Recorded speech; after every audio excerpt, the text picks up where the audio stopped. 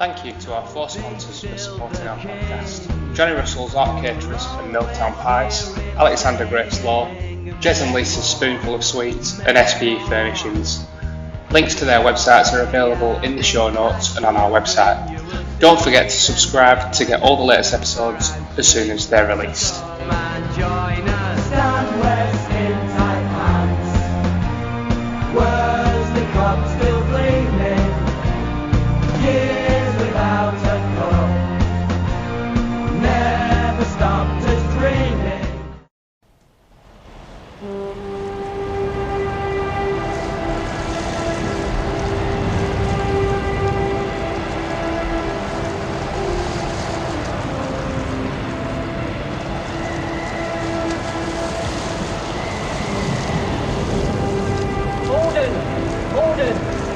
Send more house to save the house. Come on, the house! Hello everyone and welcome to the Housecast, Lowerhouse Cricket Club's own personal podcast. Just been brought to my attention that within 3 weeks' time, this podcast is 2 years old. Who would have thought it, how quickly that's gone? All devised before lockdown, before COVID or anything else. Joe Martin and Adam Hope just getting together thinking there could be some banter here and there could be some memories to be made. And I'd like to think we're doing that. I think we're bringing things together and people are enjoying it from the feedback we're getting. So thanks very much for everyone listening. Don't forget to subscribe and like the podcast and tell your mates about it. So, the season finished last Sunday as far as the senior cricket, the first and second team went. Over the last couple of months, we've recapped on the games that we've played in, certainly on the build-up to the cup final, which was obviously outstanding. So we're just going to recap on how the season's gone, getting a few guests on for them to talk us through it. It might take 2 or 3 episodes, this, but we're more than happy to do it. I'm sure the listeners are happy enough to go along with it. So we've got a guest on tonight with us who I'll introduce in the next couple of minutes, but we've got a couple of our normal co-hosts on. Gary, how are you going on? Yeah, good to see you again, Jez. Yeah, we're all good here. Thanks very much. Yeah, brilliant. Nice and sunny down there still, or is autumn on its way like it is here for us? Yeah, a bit like you guys. I think it's that's the end of it. Bottled down now a bit. I know it seems to be. I know Lancs were playing down at Somerset, weren't they? And that I think they won before lunch today. Yeah. But the lights were on for most of the days that they played. I think it was autumn's on its way. So great to see you, Gary, and thanks again for coming on.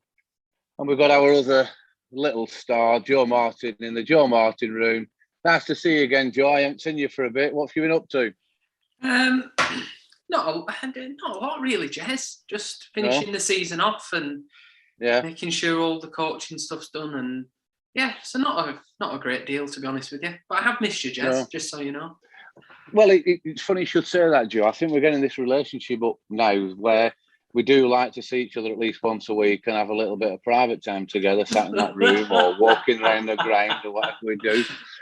But it has been brought to my attention, you've been doing some babysitting or some sitting of some kind, which has maybe neglected what you could have done to help me out. Just tell us who you've been looking after. So I've been looking after Fred, Joe Beneduce's cat, who is remarkably overweight. He's one of the biggest cats I've ever seen. In fact, he was really startled on I think it was the Thursday when he'd come in from the kitchen. So I went to go and stroke him, and then he was very scared. So he tried to get up the stairs, but he was too fat, so he couldn't get up. He kept falling on the bottom step. That Joe? Oh no! I was just going to say, I was Joe's cat. You talked about Joe. I was the cat. Oh, so how long did you have Fred for? A whole week. Okay. A whole week, yeah. Pasta and pizza diet. Pizza and lasagna for a cat. Yeah. It's interesting that, Joe, because I've I've struggled for about that exact same week. So whilst you're busy looking after Fred, I've been living in my garage having COVID. Oh no! Yeah, and where were you then? Looking after Fred. As long as Fred were all right. Yeah. That's the main thing. That's the main thing. So that's great, that, Joe. Well done. I hope Fred survived and Rachel's thankful for it. I bet Joe weren't that bothered, was he? I bet it was all down to Rachel bringing him round. Yeah. Well, I think so. There was some building work as well during the week where they were lowering the curb so Joe could drive his car out. Right. And it's well established I'm not a very practical person, but I kept looking out the window to see what they were up to, but they also kept looking back in. So anytime we made eye contact, I nodded my head and give them a thumbs up to make them sure that they were like I had some kind of appraisal of what they were doing. I had no idea. Oh, so you were like the foreman of the workers as well. Yeah. Anyway, enough of that. The fans will be getting fed up of our bromance. So I'll just bring in. You've obviously heard who. Well, I'm sure people would recognise his voice to come onto the programme for the first half hour or so, just to talk through the season. We've got my youngest brother, Matt Hope, who's captained the second team all year, done a sterling job. You know, it's easy for me to say, but you look at what other people have mentioned and the way the team has progressed. So it has been a fantastic job that you've done, Matt, getting on the second team in the first season in the top division within the second team. Welcome, Matt. How are you going on? Yeah, really good, thank you. Yeah, all good. Bit of one of the first week after season finishes. It's a bit of when you get to my age, a bit of happiness and a bit of sadness. But I think the first few weeks will be a bit of happiness. I think. Yeah. All right. Yeah. So you finished the season on Sunday. You played on Sunday with the twos, didn't you? I know there's odd games where you've dropped out or Joe Beneduce's taken over for whatever reason. So you played on Sunday. How did Sunday go, Matt? Yeah, really well. We did play well. We won. We got 12 points. Played against Todd. Bit of a sticky wicket. We ended up getting under 90 thanks to Simi blasting a very, very quick 80 odd, and George Durkin getting back in the side and ended up getting 50 odd not out, which was absolutely fantastic. Yeah, I didn't realise George had got the 50 odd. That's fantastic. That's great. Yeah. So it's been tough. He's had a tough season by his own admission as George, and he got an opportunity to play on Sunday, and look, the player that we thought he was going to be earlier on in the season. So no, it was really good to see that. Yeah, brilliant. And then young Simi gets 83. So so it's a great end to the season, as we all remember going back. You know, when you were young, you didn't like the season ending because it meant winter would come in, and it's a long time to the start of the season. So it's always good to get a decent score. I think Simi's done well throughout the year for you, Matt. Is that fair to say? Yeah, he has, Jez. Yeah, but he's now called September Sim because he's peaked in September. I think he's got 220 runs in September.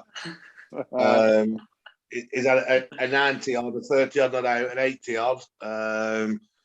But no, he has. He's played well, and he's done well. He's had another few scores throughout the season. He has done well, but in the last 3 or 4 weeks, then he's just been different class. He'd be alley bowling at him. I don't know. He's older now and stuff like that, but he can still bowl, and he just smashed into all parts. Yeah, on a wicket that Agate opened batting with, and got a really, really good 20 odd. And said, if we get 150 on there, we'll win by 30. Yeah, right, brilliant. It's good. But there's been lots of days. But no, yes, Simi's at that age now. He's 20, 21 now, and I'm hoping that this season he's got over 400 runs, I think, which is probably the best he's done in a full season. I'm just hoping he jumps on there because he can play, definitely. Yeah, and I think we did definitely. We had a short section within one of our episodes recently when he got his 50 in the T20 game, which was, it just proved really the way Joe Beneduce spoke about him, the way the fans were, and Joe Martin mentioned, what an achievement it was and how well received it was. So I think, fantastic club man as well. And at that sort of age, if he can kick on next year, that's fantastic.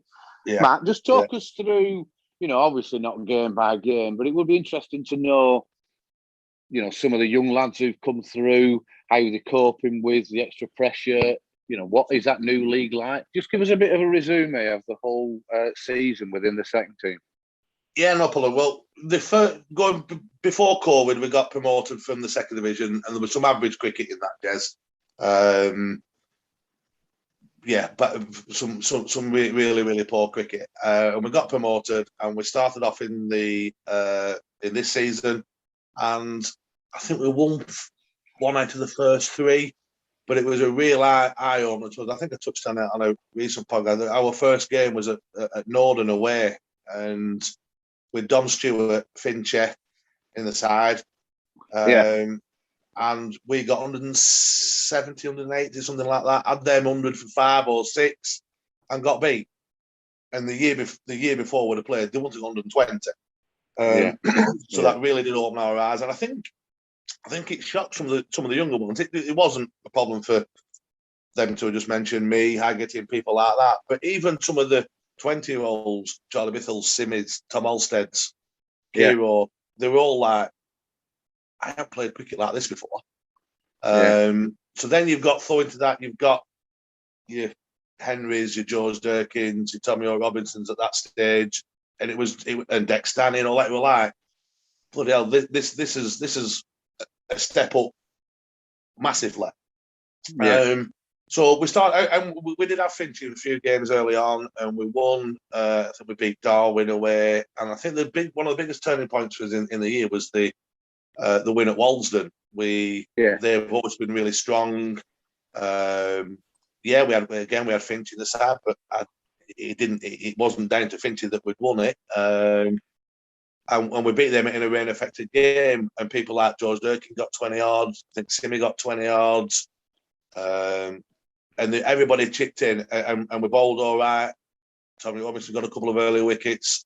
Tom Olsted bowled. And I think that was the turning point of the year where I think they probably realised we can play in this. As long as we go out and do what we try and do as a bit of a plan, you know what I mean, and take on board what people are saying, then we can perform in that. And we did, and then we went on a 7-game, we won 7 on the bounce, which was just fantastic. And beat some good sides, and played some really, really good cricket.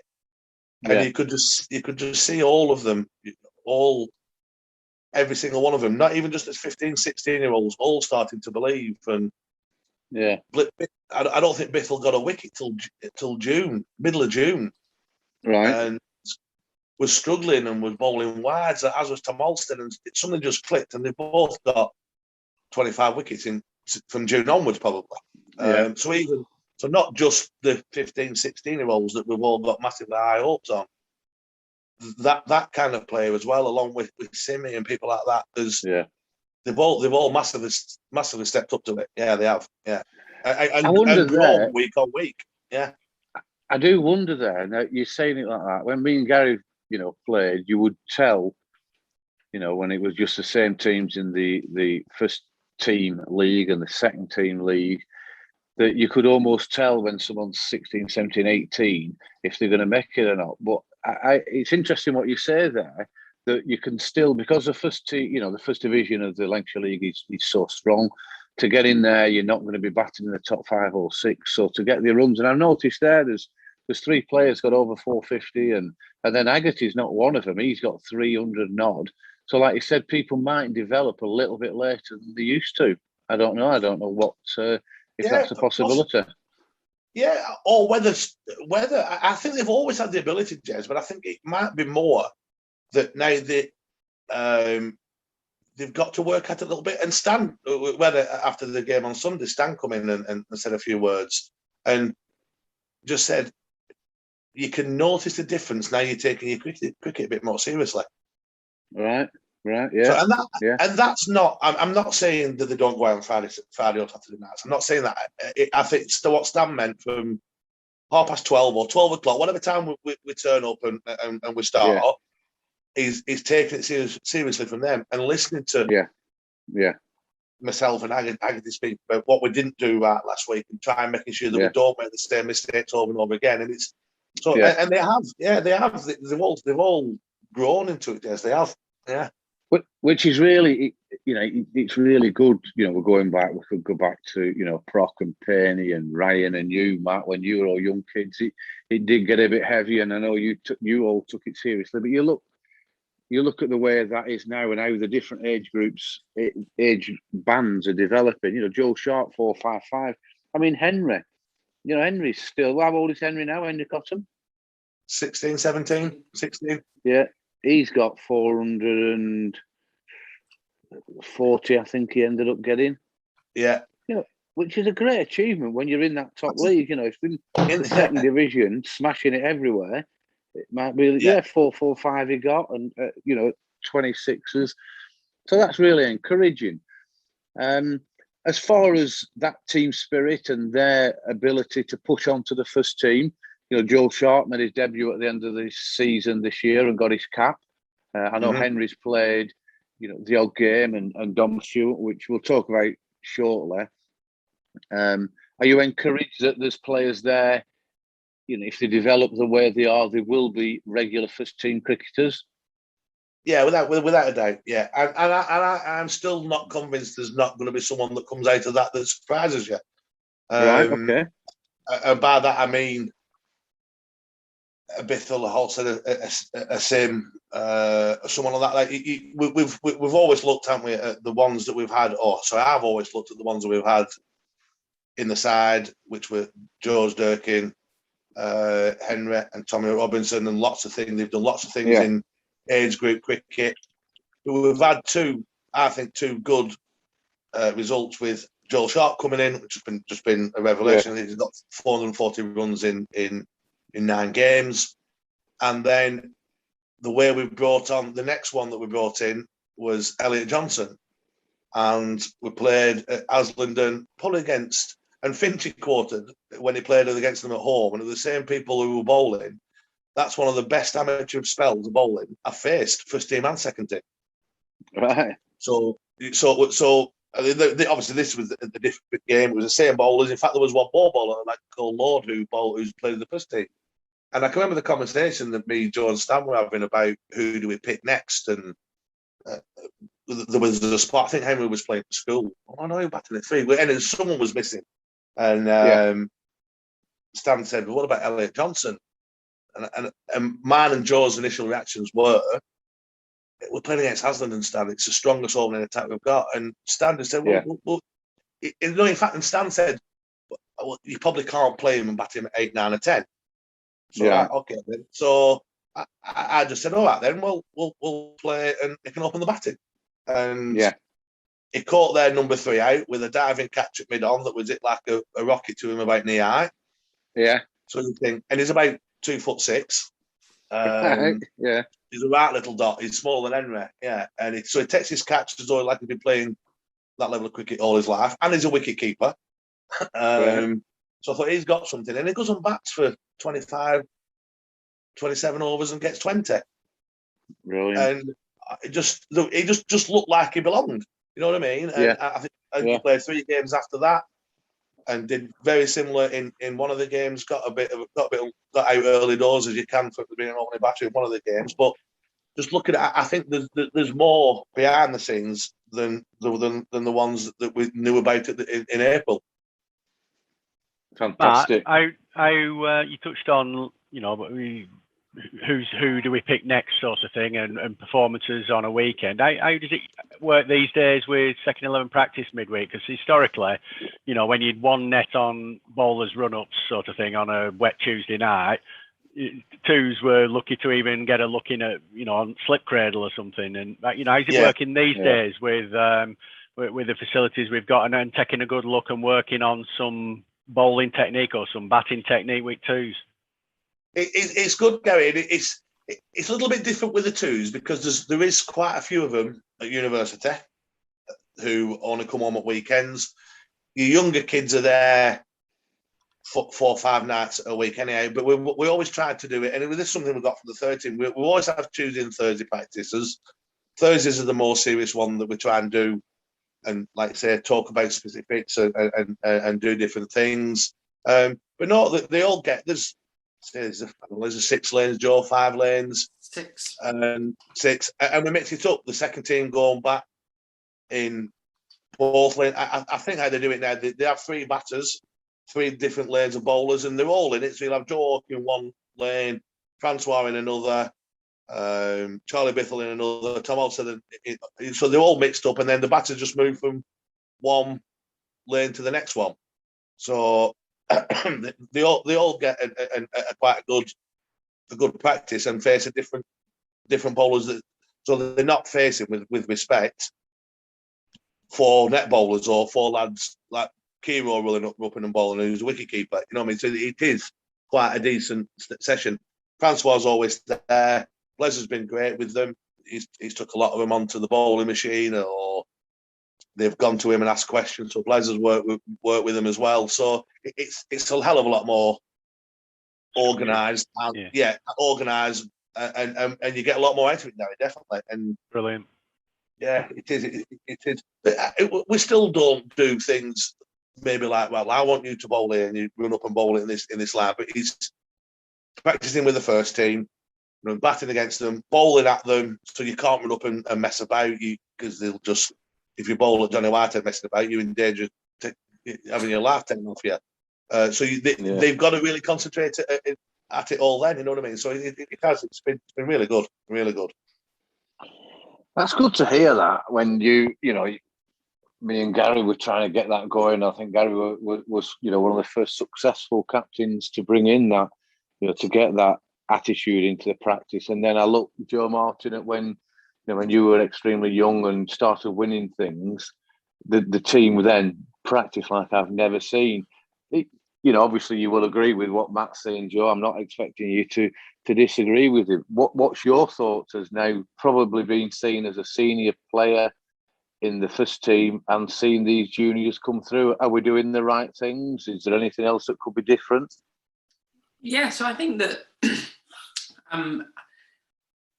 with some of the second team, we have quite a lot of interaction through the APP that's set up. Yes. So some of those are on that programme to try and get them ready for first team cricket as and when is needed. So that's really good, and training is good on a Tuesday and Thursday. But I'm always conscious of the fact that it can always be better.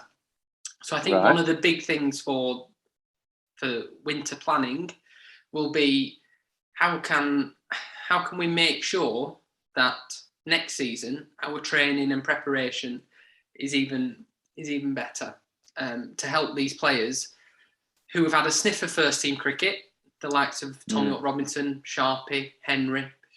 So how can those players be brought into the first team ready to play and ready to perform, but also give people like Charlie Bithell and Tom Holstead and Dirks also that chance to see what they can actually achieve and what they can do. So it's always good. It's always great to see players come through, I think, and I've already made predictions for next year of who I think will play a good part in the first team and in the second team. So hopefully those predictions will come true. Otherwise, I'll look a bit stupid. No more than even usual. More stupid. Even more stupid. No, but I love that attitude, Joe. That you even now we're singing the praises. It's all good news what we talk about, and that's what we want to bring to the spectators and everyone else who listens to this. But you are still trying to improve it, which is also an extremely good asset for the club to have, and it goes without saying. And then within the next 2 or 3 podcasts, we're going to get Stan on to talk about the junior section, how people have performed. But again, there's that it's almost a conveyor belt of talent that is coming through from. I mean, what are the youngest team now that plays? Joy, is it under 8s? Is there? Well, the youngest team will be the 9s, but they are predominantly made up of. I think one of the teams will be made up of 7-year-olds. Really. Right. Brilliant. And brilliant. You know, you've only to come on a Wednesday to see 55 to 8-year-olds running around the pitch 6 till 7, and another 30 8 to 10-year-olds who have only just started playing cricket, and that's been one of the most pleasing things to come out of this year. Has been that we've actually got players from those two programs, the All Stars and the Dynamos, that have never played cricket before, and they're actually now playing in teams, and doing really, really well. So that's brilliant, really good. And that's credit, And again, Stan will mention this. Stan is not one to hog the limelight of the coaches and the volunteers that help out in those evenings, and it's not a crash anymore. It's not a drop your kids off and they can run riot and do nothing for 2 hours and then you collect them. So that's good all round. So Gary, when you're properly retired and you come back up here for the few weekends, we can sit there like John Dean and Jack Hayes and sit back and watch all these young kids. God help them. Fantastic. I know, God help them, God help them. You came up not a few weeks ago, Gary, after you'd been up to that wedding in Doncaster, and you came on the ground. Pleasing what you saw, and entertaining game, I guess. Yeah, it was. We were another good game. Obviously, beat Clitheroe, following on from the Worsley Cup, and in a game that sort of ebbed and flowed for a bit. We were one chance, we were behind for a bit, and then got on top. So it was great. We're good to catch up with everyone who I bumped into and stuff. And pity I couldn't stay a bit longer afterwards, but I had a family itinerary arranged for me. So that was that. Yeah, brilliant. Yeah, we're covering the whole of the north of England. So no, good on you, Gary. Good for coming up, and I'm sure the next couple of years get rid of all this COVID business, that we can have more and more of those meetups. Oh, absolutely. Matt, is there anything else around the second team? Anything else you want to mention of what's happened and what's gone on? And it's all looking rosy for next year. We're still in the first division. We finished 5th. Which is extremely commendable. Yeah, I just hope that we can just take on to the next level. That the younger ones will be a year older. I know that's obvious, but I just hope now that, like I say, with the old, you call them the older end, but they're only 21. And now can build on what they've done this part of the year, and we had a good chat in the dressing room afterwards, and everybody was really upbeat, and there was some really nice words said about how people are done and everything else like that. I just hope that we can now carry on next year again. The younger ones behind the scenes, like of Elliott's, and the next ones that are on the rank, are all going to be another year older. So I'm hoping that the competition for places is even better, and we can just, let's say, just make sure that we compete.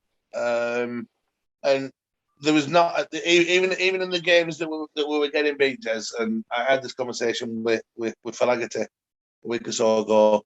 Even the games where we've got beat, there's not many other sides or clubs that I've been to where I'd rather be in their dressing room than ours. And even if they beat us, absolutely, you know what I mean, because of what we've got, you know what I mean. We might get beat against a side with 35-year-olds in the team. Old headed and everything else like that. But there hasn't been many times when I've walked off there and thought I'd rather be in their position than ours, because it's really good. And the big thing is, and I heard Haggerty and Dom Stewart talk about it on Sunday when in the showers. So they didn't even realise I were listening. And even for Haggerty and Dom said it's one of the only times that they like every player in the dressing room, and they all get on, and the camaraderie is good. And Dom Stewart even said, even in that year that was the second division when we were playing some average cricket, he said it's the first time in a while he was looking forward to coming to play cricket.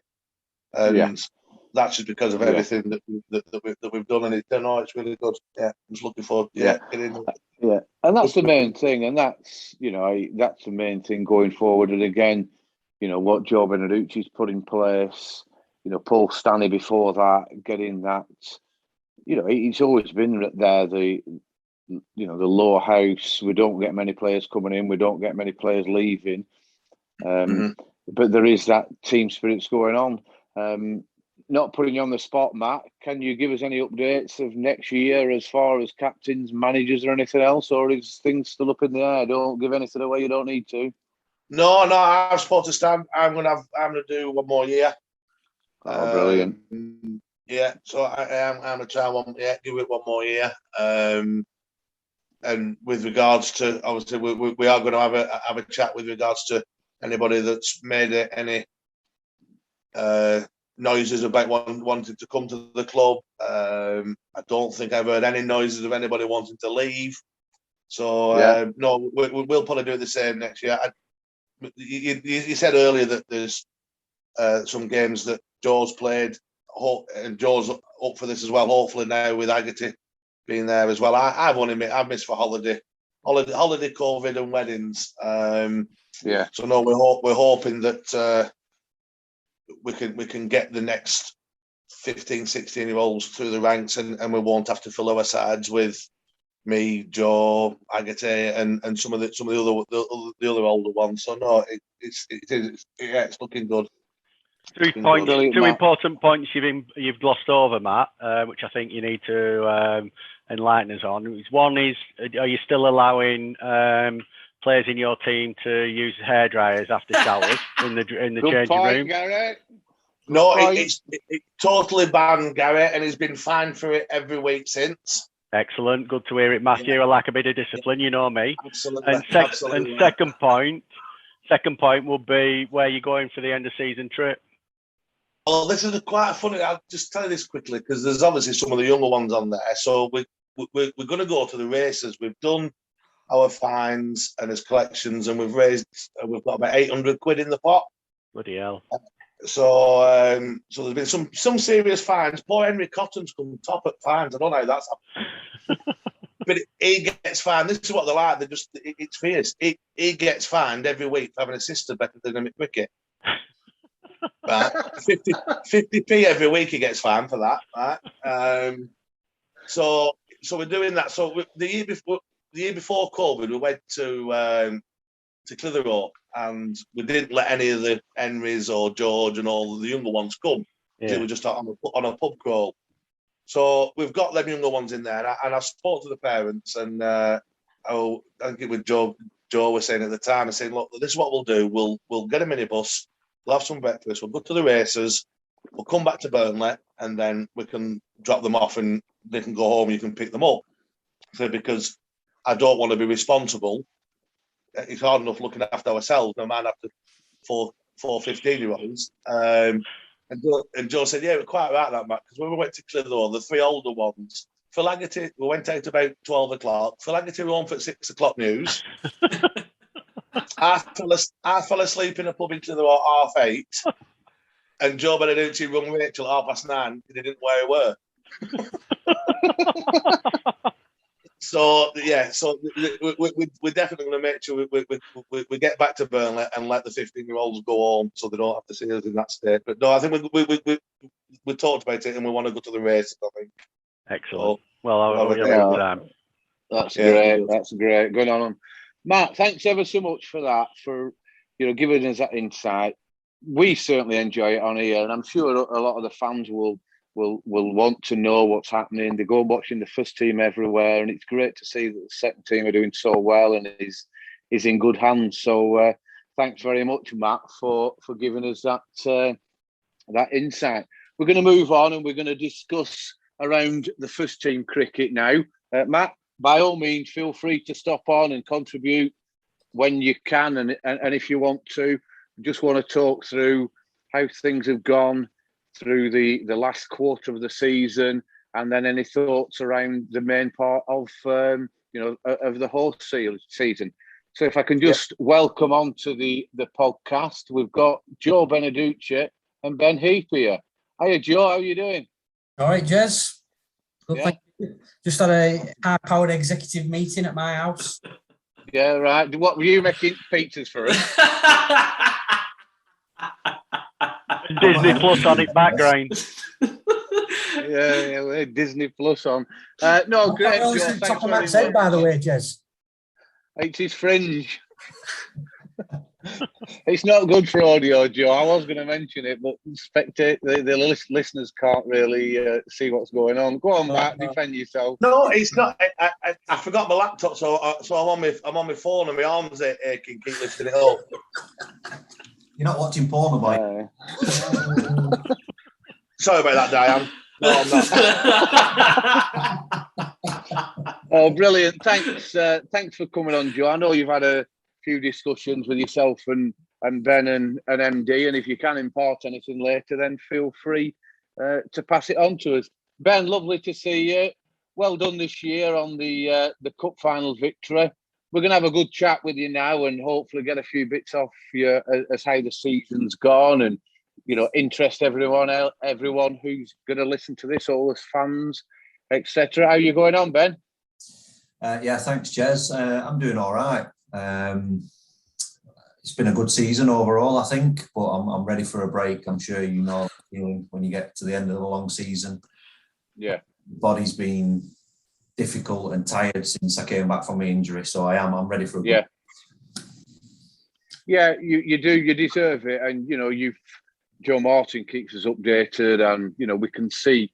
You probably came back a little bit earlier than you maybe should have done. It was quite a bad injury that you got, and it's good to see that you battled through it and and led by example for the rest of the team. Ben, if you can just give us, and obviously Joe, you jump in and help out if there's anything that you want to tell the spectators. Just give us an overview of the season, how it's gone with the pressure around the training regime, COVID that's there, the performances. We know we've got a great team. So just give us an overview, Ben, of how the season's gone, really around the league side of it, without going into the cup. I'd like to go into the cup separately, if you don't mind. Yeah, no, that's fine, Jez. Overall, I'm not going to lie, I'm slightly disappointed how we've done in the league. And there's been a lot of pressure around it. That's all set off start to do at the start of the season. Yeah. And we were playing catch up very early on. Yeah. In this day and age, with the two divisions and the top division being very, very competitive. Yeah. It isn't the way, if I'm being brutally honest. Yeah. So, we have trained hard, we have tried hard, of course. And you've got to throw into the mix, we've had more no results than everybody else. Yeah. But we've thrown in there some really poor performances at certain times, but also put some runs of wins together that I've been really happy with. It's just the consistency that you need more than ever in this league now. Yeah. And to be thereabouts at the end of the season, just like Burnley have done. Yeah. Yeah, Ben, exactly right. And I don't want this to come across, maybe my question was a little bit closed in, the disappointment of the season. Personally, I think it's been a great season in the way that you've all contributed and the effort that you've all shown. We've just had a great conversation with Matt, which I know you two will enjoy listening to, of the positive sides of how well the club is looking for the short-term future and the long-term future. But they've also, this league now, both the second team and the first team in the first divisions is a tough league. And I remember going back, me and Duke Chad, we had, it was one of the podcasts, and Duke's brought a great point up. I think I was disagreeing with him about one season, I don't know, going back, 14, 15 or whenever it was. And with Joe Martin involved, that you lose ground in the first, 2 months of the season. You struggle to make it up. Do you think that's harder now than it was going back to either 2004, 2005, or 2014, 2015? Do you think that's more difficult now?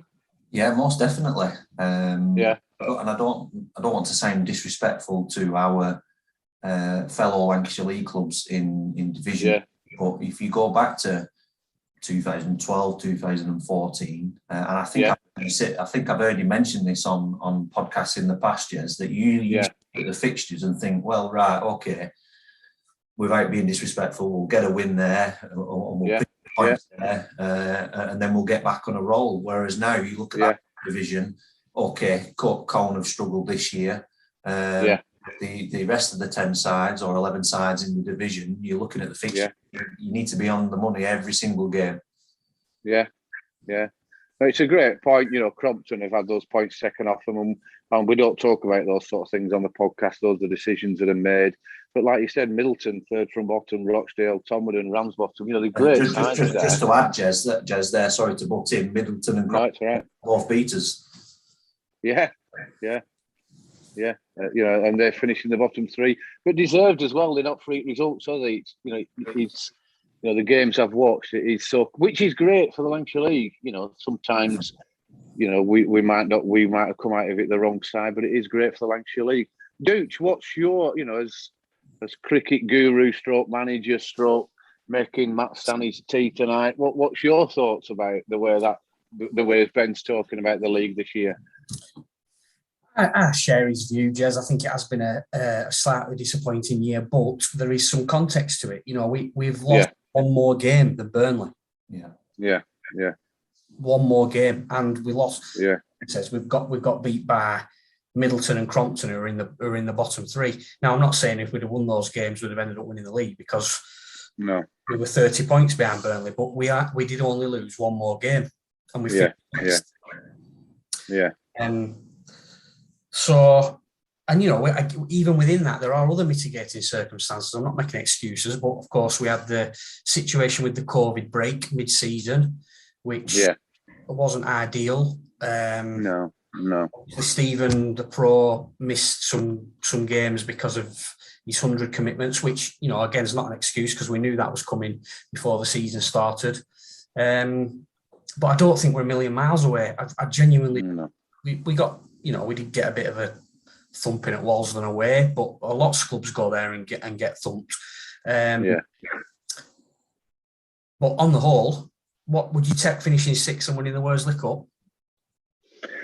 I'm are you asking me that, or anyone else on here? I'm asking the Lowerhouse boys. Fans. And all that time without winning anything. Yeah. I'm not saying we should be satisfied with sixth place, Jez. Because we're better than that as a club. Yeah. But if it's a consolation prize, if we're going to pick Worsley couple. Yeah. And can I just say, Joe, so I'll try and answer for the fans. Yeah, that day was absolutely outstanding. And everything, what everyone's gone on, everyone's gone through in the last 2 years, whether it's personally, whether it's cricket, whether it's enjoyment, whether it's being with your mates or whatever, that stands out as being, a fantastic day, evening, things that went on, the circumstance of it all went on. So as a spectator, I would be satisfied. I really would. So I didn't want it to sound like I was disrespecting the Worsley Cup or disregarding the Worsley Cup in terms of how good of an achievement that is, when I'm talking about the season being a slight disappointment. I think any Lowerhouse captain, knowing what the club's been through in its long history, would snap your hand off at silverware at the start of the season, and I'm no different. And those two Worsley Cup wins that I've captained and been involved in will be with me forever, as will all those especially. But I suppose what I'm saying is, at the start of the season, the league separates the men from the boys, and that's what we judge ourselves on over a period of time. So, the Worsley is still very high on the priority list, 100%. Yeah, and as we said, I don't think anyone would think you disrespected it, Ben. Because the spectators for that day out was just fantastic. It's that shorter period of over four or five games, So it was fantastic. Yeah, but we all fully appreciate what you're saying, and I'm sure you will be back next year, and you will be as strong, if not stronger, to fight to win the league. I mean, I don't know what Joe Martin. What would your assessment be? Without going into the intricacies of what's gone on in the season, how do you feel it's gone as a player who sits on the fence all the time and don't commit yourself? I think some people would say it was good, Jez, and some people would say it was bad. I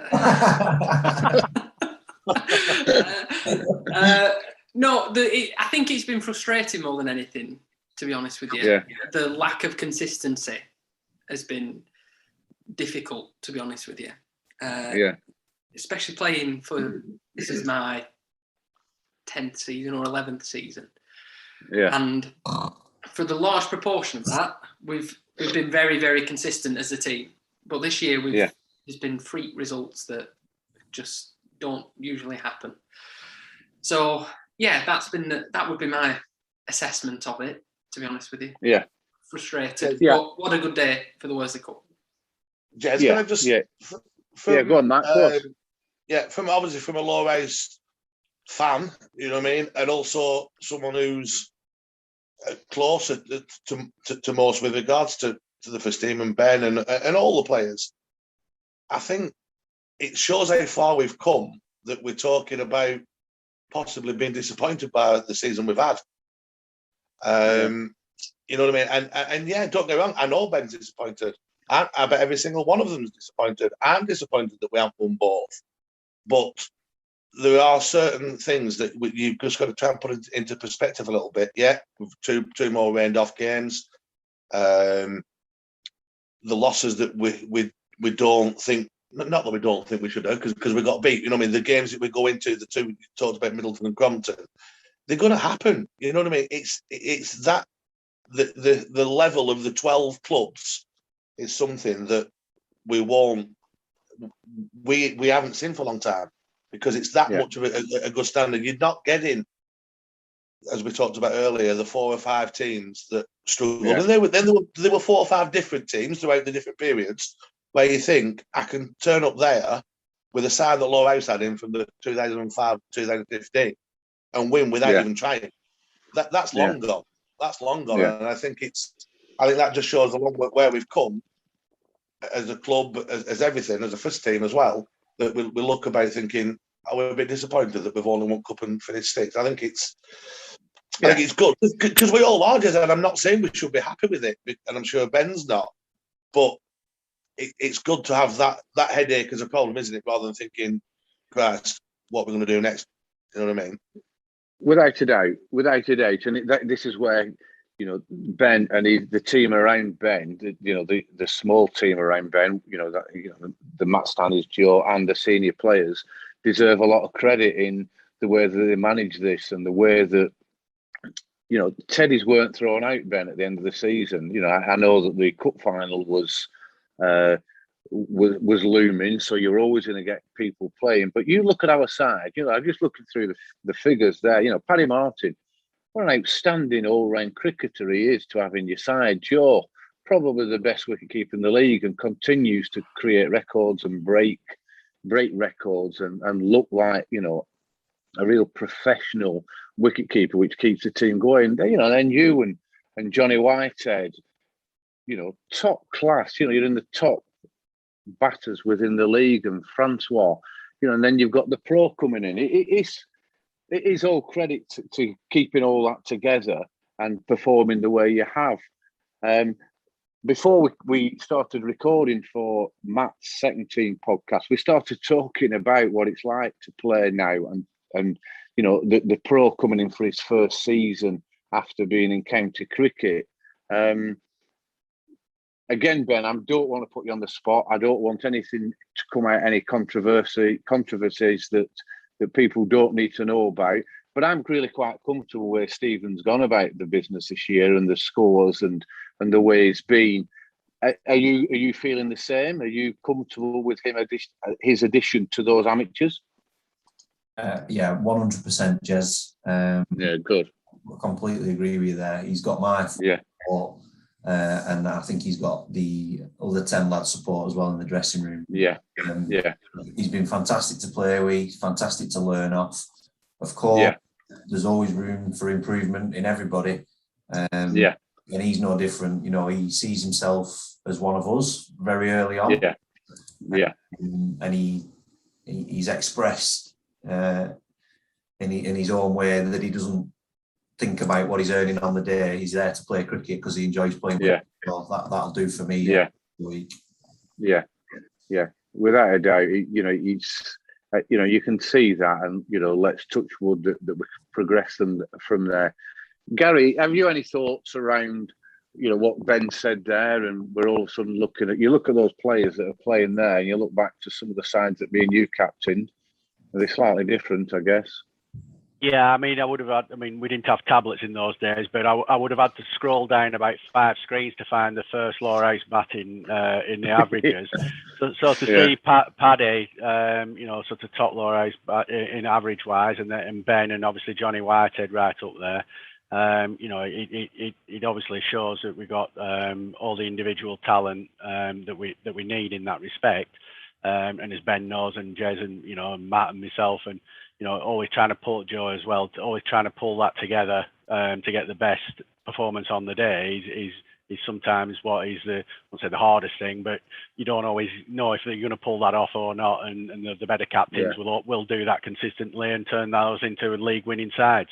So that's great to see. I mean, there were two points there on what people have said. That was a good point that Joe was making, that rhetoric question about are we happy with, and my instant reaction was no, because we were the start. I listened back to the sort of season preview podcast we did, and we were all sat here really bullish about we've got a good side, a great pro.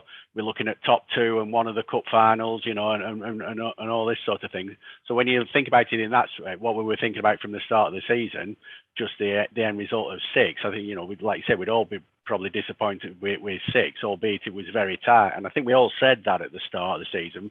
This is going to be a really, really tight season, and an odd win or a couple of defeats, and you're going to drop 3 or 4 places like a stone. But just one thing, being a bit of a stato, Ben, just looking at those, I noticed that our bonus points, we were only Cone and Middleton had fewer bonus points than us over the season. We got I can't remember every result, but I know we did take a few drubbings where we didn't get close, no batting points and things like that. Is this an area that you felt we fell short on, or is it something with just circumstances of the matches and things like that? Yeah, no. It wouldn't have made a positional difference in the team, in the league, as it were. But if that had been a game against a Burnley or a Walsden or a Clitheroe or something, then it could have, it's a 24-point swing, isn't it? Well, yeah, definitely. And it is something I'm aware of, and that I've looked at and been left scratching my head at times, thinking how and why. And there's been definitely games where we perhaps should have bowled teams out. And they've walked off 8 or 9 down and not got very many. But I do think it's just been a mixture of a bit of luck at times in certain games. Like Sunday, for instance, we're trying all sorts by the end, weren't we, Joe Martin, to get wickets. I've even brought myself on. And you've got Pazza, who's probably gone at 1 and over in his 15. Who has then ended up going at nearly 2 and over, because in his last 3 or 4 overs, he's sending it up into the, trying to buy a wicket. So we've been a bit unfortunate in some games like that. But there's been, like you just pointed out, there's been other times where we've had drubbings and got nowhere near. So a combination of 3 things there, Gary, I think. But, drubbings, a bit of luck, and probably sometimes you can be in a game, can't you, and just think, this game we just need to win at all costs, and it's getting through this innings, placing as few as possible, and then you look at it in hindsight 3 or 4 weeks down the line and think they probably bowled them out there.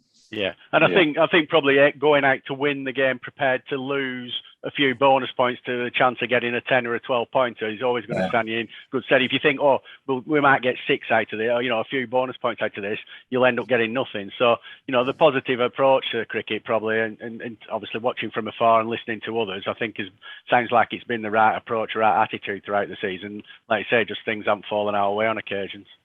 Absolutely. One of my biggest is having played for a long while now, he's coming up against a team that's nowhere near you in the league, but are playing in a manner that stops you getting the bonus points. Going out there and trying to get as many runs as you can to try and win the game. Yeah. I do agree, Gary, for exactly what you said. I remember playing with you, Gary, and you were the instigators in. So, there's a bowling bonus points, which are obviously vital. But I like the way that you play this year, Ben, in that, I can't remember who they were against. I think there were 2 games where we could have battered out to try and get an extra point or 2, but you didn't. You wanted to go for the total to get the 10 points. And I would rather see that than getting those extra 1 or 2 points here and there than, the 10 points is vital, So there is that. So I like the positive way that this year's gone in approaching the cricket as well. Yeah, I think Walsden away springs to mind. Yeah. And I'm being honest with you, we probably got that a little bit too much that way and got it wrong on. And we were chasing too many than I felt the track would have allowed us to. But that's just the way it goes sometimes, and we ended up 80 short and didn't get a point. That's one fixture that springs to mind straight away, where we went out fairly bullishly, shall we say. To try and get you to try and win the game, instead of looking for the bonus points. But I think, over a career, to go out to try and win, to get those 10 points on the bonus point will work in your favour more than it doesn't. You mentioned there, Ben, around the tracks. Talk us through the pitches now with the first divisions up and running, and are they different or over the last 5 years that you've seen? You're the one who's played on them. Are they any better now? The whole league? I'm not so sure, Jez. I'm not so sure. No. It's weather dependent, isn't it? Like on most grounds, including our own, we don't handle. And Stan will have to forgive me for saying this, but it's not a personal attack like he thinks it is most of the time. But we don't handle rain or showers very well at Lowerhouse anymore, or ever. We don't handle it well at all, and it sort of ruins the preparations for the week. Well, I wouldn't say overall, Jez, I've seen a massive improvement, just weather dependent. I mean, we played in the LCB Cup or the Lancs Knockout, and we played at Ormskirk, and that was like, you never seen anything like it for a club. It was completely different cricket than to what I used to do. It was rock hard, it was fast, and it was uncomfortable opening batting for a short while. You're a product of your environment, and mine has been completely different to that. And I'd like to think that our team, and should we play on the tracks that Ormskirk play on every week, we would become accustomed to fast bowling like we did on that day. I see what you're saying. From the outsider looking in, I might be going back to the real old days. It seemed as if the pitches did appear to be better, and the teams, certainly the home teams, there seems to be more of a home advantage now. They're knowing their own pitch, and they're knowing how to score and where to score on it. But that could be an illusion for me, because there's some of poor pitches I thought we did play on.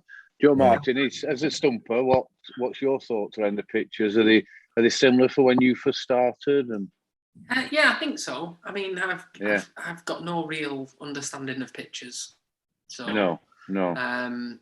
Whether they're good or bad, you'll just The ball hit me whether they're good or bad. So you'll stop them with your pads all day, won't you? Yeah, on my chest. Frequently. Either way, brilliant. That Dooch, you've been busy making notes around Ben's future. Is there anything you want to bring up and anything you want to discuss with us, with the fans? Oh, you'll have to wait and see if there's an announcement about Ben's future. Right. Weeks, months. No.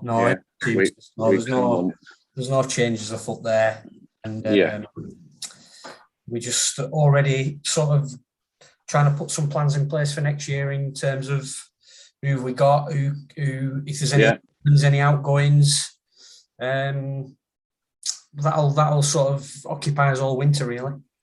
Yeah, brilliant. No, that's great.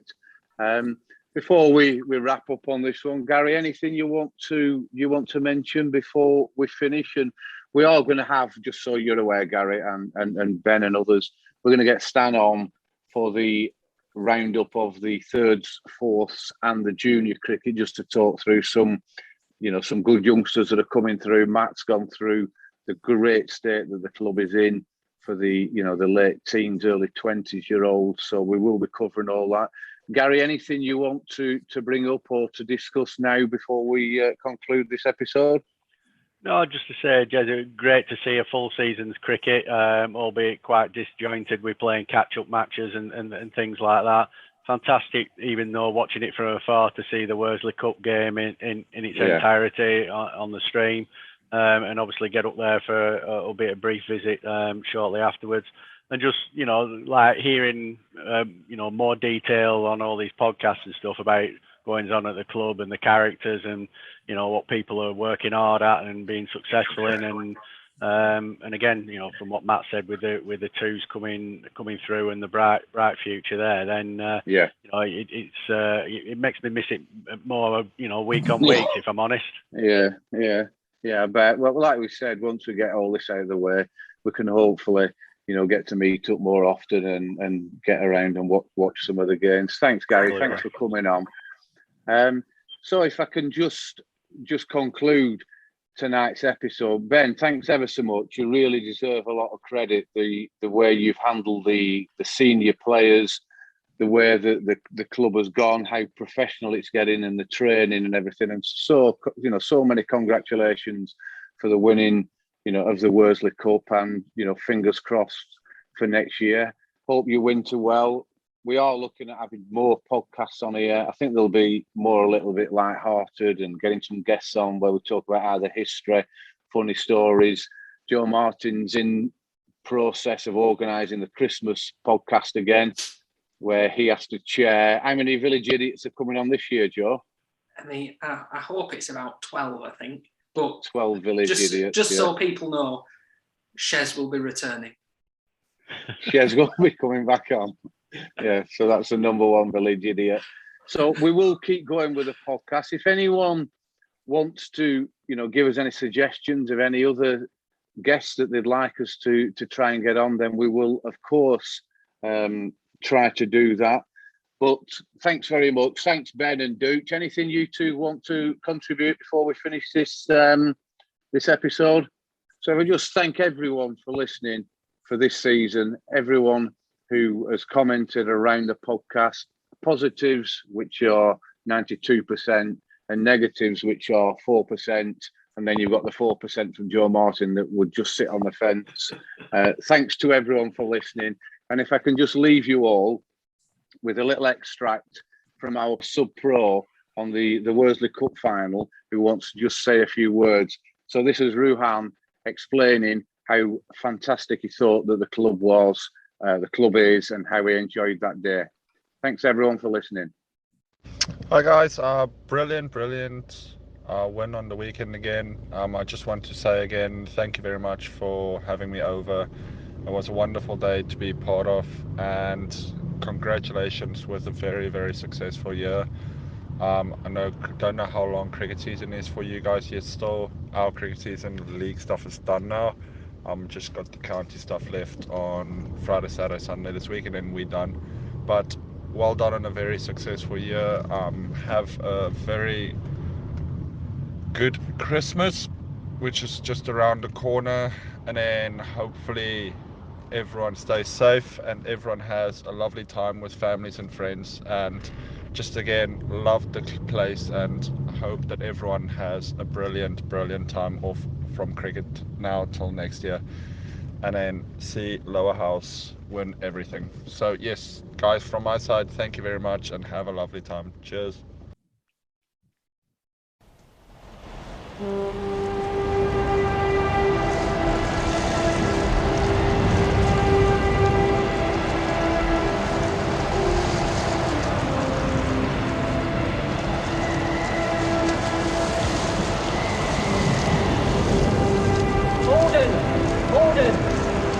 more house to save the house.